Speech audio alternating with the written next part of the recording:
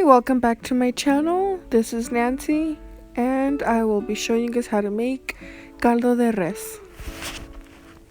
These are the ingredients.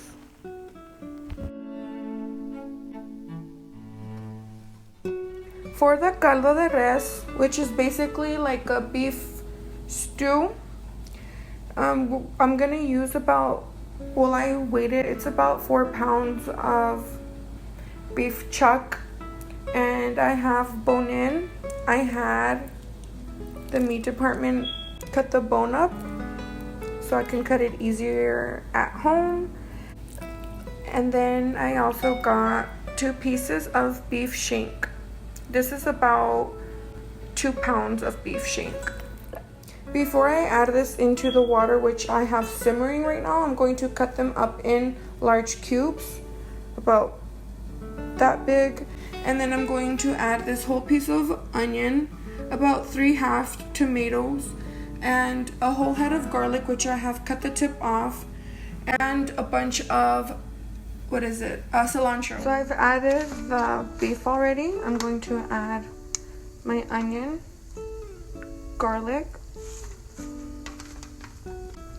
my huge pieces of tomato, aroma tomato by the way, and then a bunch of cilantro. So here it is. I have cut up the corn in half.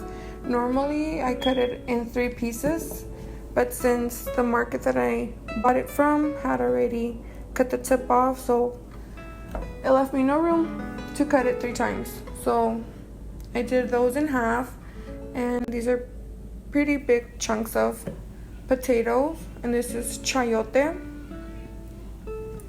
and then my corn, and I meant carrots, and then my Mexican squash, which you could also use Italian zucchini, Italian squash, which they're both zucchini, they both work amazing. And then here is my cabbage.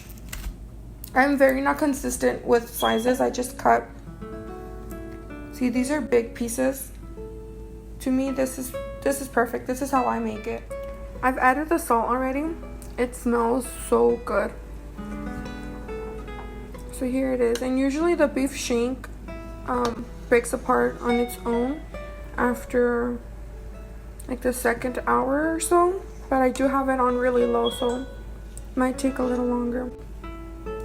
And I'm not going to add the vegetables quite yet until the meat kind of falls apart, or it's kind of tender and juicy, not tough.